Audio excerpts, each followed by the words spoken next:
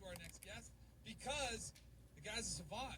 He's picked every game correctly, every outcome of every New York Jets game this season. I want to know his secret. Alex Noon joins us now. Alex, what's going on, man? Thanks for joining us. Yeah, no problem, guys. I appreciate you guys having me on today.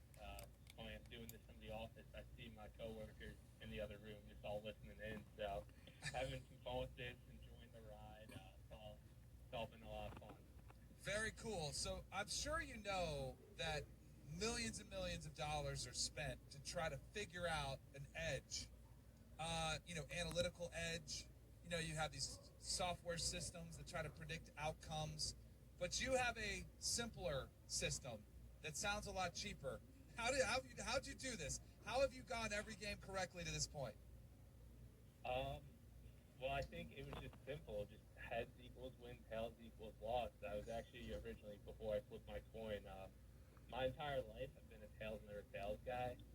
But then in the AFC divisional round last year, when the Bills and Chiefs played and Josh Allen called tails and lost the coin toss, when I went to toss my coin, I knew heads had to be a win because of that.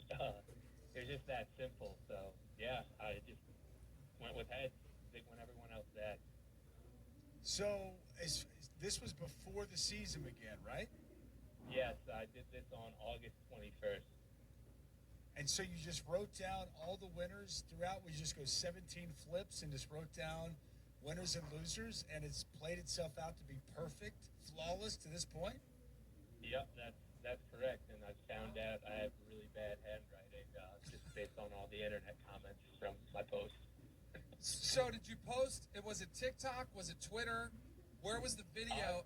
And when did it start picking up traction? Like, when did this story start to become like, oh, people are starting to notice how accurate you were?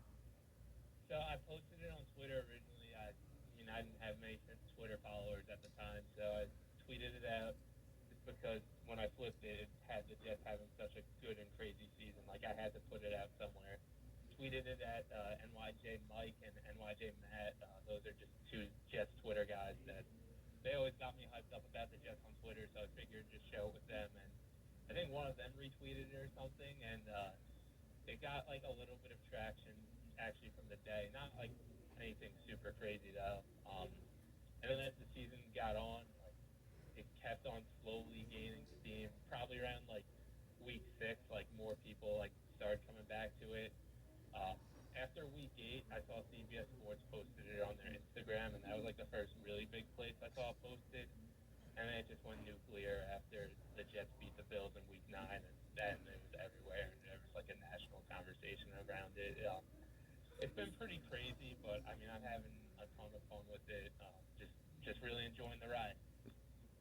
That is incredible. Alex Noon, Jets superfan, who has predicted every outcome of the Jets games this season with the flip of a coin back in August.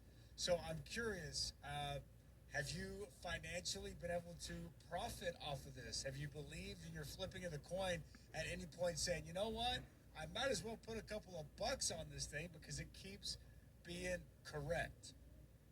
Unfortunately, I have not bet on a single one of these games.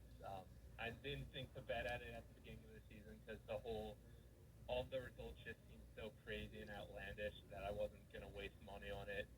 And of course, like, it kept on going right. But the more and more it goes right, I just know if I place money on it, that's when the whole thing's going to fall apart. So I've said I'm not going to bet on this thing until the Jets get to the AFC Championship game where my coin has them predicting no loss there. So once they get there, then I'll bet on whatever team the Jets play against to win that game, and then hopefully my bad luck in betting will come through. Outstanding stuff. Alex Noon joining us. So I'm curious to know, it says you're described as a Jets super fan. Are you like a diehard, or was this just some flipping? Like, do you go to any games? Do you watch them all? Are you truly a diehard? Yeah, I would say I'm a diehard Jets fan. I will say this: I am a bigger New York Mets fan than a Jets fan. That's really my number one sports team, unfortunately. But things are looking up. It's all right. We got Steve going now. Things are looking up. But I digress. Yeah, no, I'm a big Jets fan. I've been a Jets fan my entire life. I usually try to go to one game a year. I haven't been able to get out there this year yet, but I'm planning on going to a game in December. My uncle Bob, he's a huge Jets fan. Like he hasn't missed a Jets home game since 2000, and he's at every game. So yeah, it's been kind of one of those things. My family put it on me as a little kid, and I loved it. I love watching Jets. This year I love watching Jets football. The last decade I didn't love watching Jets football, but no, I love it. I love being a Jets fan. It's been nice to see the whole Jets community come together over my coin, and that's really been my favorite part of this whole ride. Is just seeing how excited Jets fans are getting, not only just about the team but about the coin too. Alex, we're always looking for winners around here on this show, and so help us out a little bit for this weekend. The future has already been predicted. What happens the next couple of weeks with the New York Jets so I can make some money? So if you're actually trying to bet off my coin, it has a loss to the Bears coming up this week, so maybe get that while the Bears are underdogs. Get a good line on that. And then after that, you got a 5-game win streak coming up. Off the top of my head, I think it's wins at Minnesota, wins at Buffalo. I know it has wins against the Jaguars, Lions, and Seahawks. I don't know if I got that order right, but Pretty much, yeah. yeah, just more craziness to follow. So yeah, if you want to, I mean, I'm sure you can make some good money betting off that if you want to. I played for the Bears. I can back my old team, so this is perfect. Absolutely perfect, man. Yeah, Where do you? It's just yeah, sorry. I was just gonna say, where do you work? Because you said you got people out. Where do you work? What do you do? So I work. I recently passed the bar exam, and I'm currently working at a special education law firm. I'm currently waited to be admitted to the New York bar, but I work in an area of civil rights law where I help disabled children receive education that they're entitled to. I really enjoy it. I always kind of knew my whole life I wanted to do something where I'm helping kids, and I'm just happy I get to live out my dream of doing that. Wow, that is awesome, man. So you can predict the future and you're a saint, man. That's absolutely outstanding stuff. I guess let me just throw this at you then. Just how much fun has it been this year watching this Jets team not just follow obviously what you had predicted with the flip of a coin, but at defense has been fantastic. It's been one of the funner teams to watch, especially given what most of us thought coming into the season they were going to look like. Yeah, I mean, I had low expectations personally, and even after weeks 1 through 3, the defense didn't look good, but they really came together and got their stuff together. Sauce Gardner and DJ Reed have been great. The secondary is a lot better.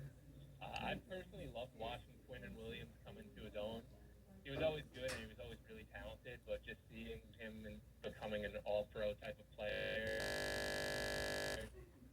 it's been really special to watch. I mean, he's so much fun to watch out there.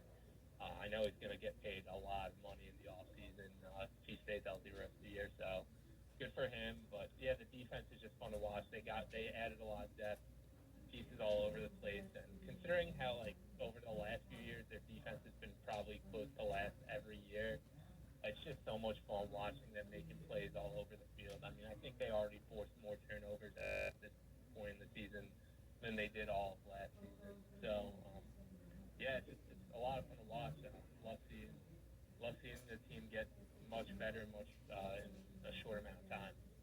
All right, one more question, then we'll get out of here and get back to work. You got much more important things to do than yap with us on the radio. What do you do at the quarterback position?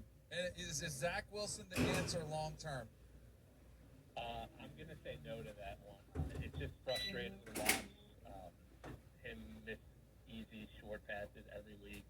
Just always seems like since day one he hasn't been able to make the easy pass, and I haven't seen any improvement there. I think, Danny, you played quarterback in the NFL for a little bit, right? A little bit, yeah. I had a cup of coffee, yeah. You had a cup of coffee? I mean, you could probably get out there today and hit that 5-yard screen pass that Wilson airmailed last week, I think. So, I mean, I would personally, I'll give him one more chance against the Bears, see if he plays better. I mean, he always struggles against New England. Patriots always have a way of making young quarterbacks look bad. So let's see how he looks against the Bears. But if he looks bad, this team is too talented to waste this season.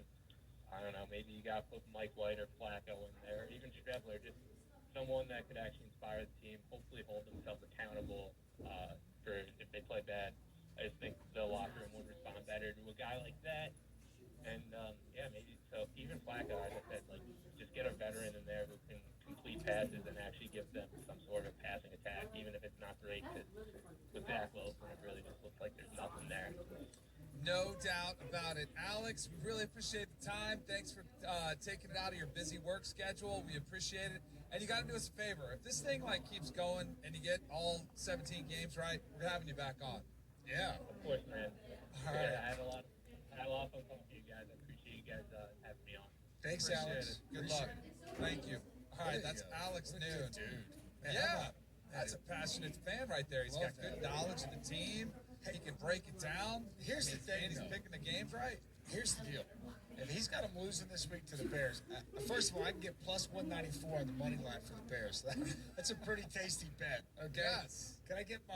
I think I know what I'm going to put in my pick 6 tomorrow. That is definitely one of my plays. Bears money line for sure. The other thing though is, I mean, if he doesn't want Zach Wilson, he's got him going on a 5-game winning streak. Something's going to happen. Maybe that's when you make the move to Joe Flacco. He comes in, but Rich Oh, Meany White. told us the other day, yeah, Mike White could come in. Oh man, Maybe Mike White's the answer. Maybe we should have If they flipped the lose this coin. week and they move to Mike White and they start a winning streak, this guy's gonna.